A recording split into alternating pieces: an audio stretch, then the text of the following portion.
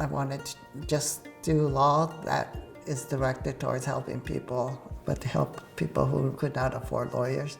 Because I don't see how we can create a just society if we don't give the poor people the tools to actually fight for justice. It's the same as them not having any rights because they can't exercise it. I grew up on Okinawa, and it was about 7 years after World War II. So I grew up on Okinawa that had been pretty much devastated by the war.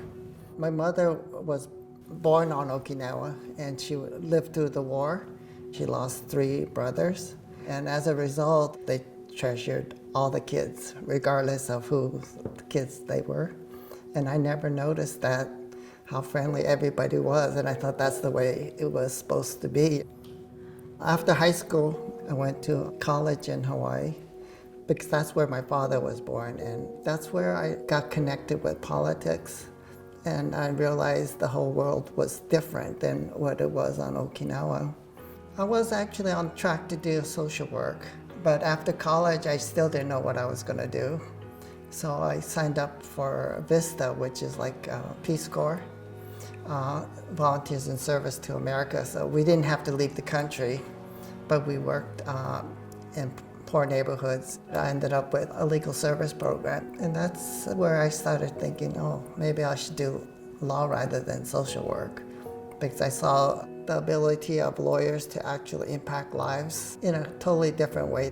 That's where I was told about People's College of Law, which is a law school that was set up by the National Lawyers Guild to train people's lawyers.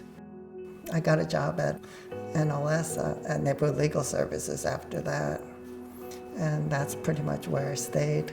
When Fred first started working at Neighborhood Legal Services, we had a group of lawyers who just did housing. We would have people come in and describe these deplorable conditions that they lived in.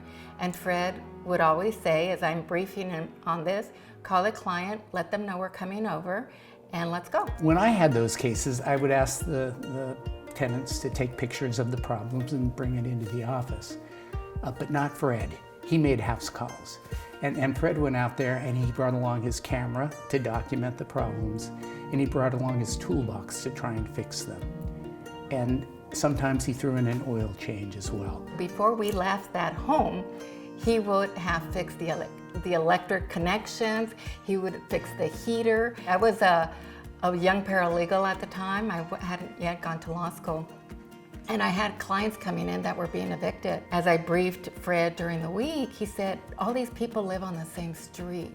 Let's go out there and see what's going on. We got to the neighborhood and Fred said, what do you see? Look around, what do you see? And I said, well, I see a bunch of houses. What else do you see around here? And I said, well, there's the airport. And he said, yeah, I bet you that airport is expanding and these people are being displaced in order to make room for that expansion. Well, lo and behold, he was exactly right.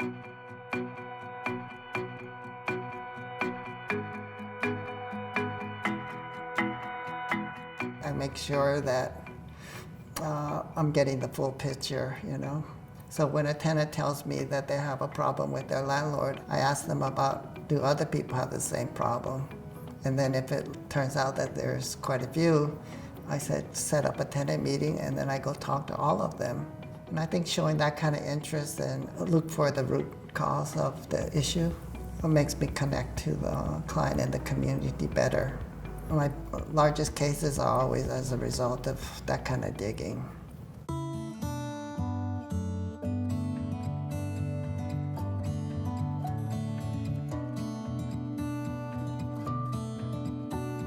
Cathay Manor is a 16-story apartment complex.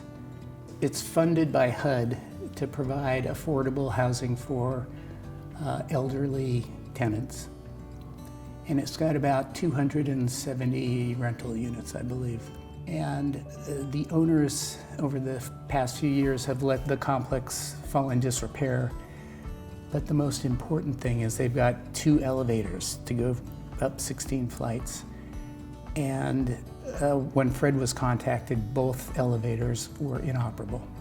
And I was very concerned about seniors trying to come down the stairs because there's quite a few of them that are very disabled. Almost everybody's in their 80s and 90s. He went out there and he brought a team of other lawyers and non-lawyers.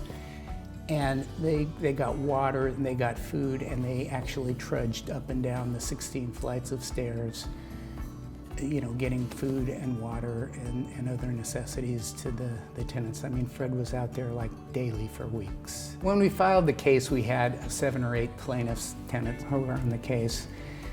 And Fred felt it was very important to really represent everybody who wanted to be represented. And so he went out there again, day after day, and he signed up another 186 tenants. The landlord is being prosecuted criminally now, and we still have our lawsuit going. And both elevators are working now, so the emergency part is over.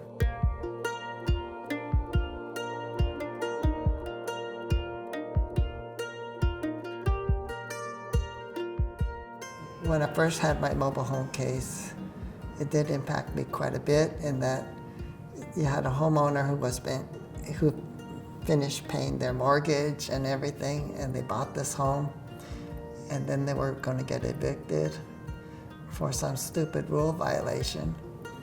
Every mobile home tenant that gets evicted, the park gets to sell their home, because mobile homes are not really mobile, right? Recently, there have been 2 mobile home parks whose owners have been trying to close the mobile home park. They're in Carson, which is not in our service area.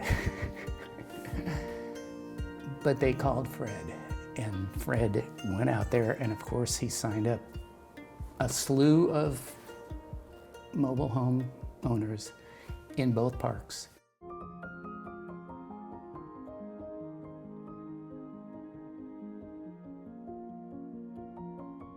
He never pats himself in the back, ever, and he doesn't talk about the work he's done. He does not like the spotlight. No, I totally hate it, yeah.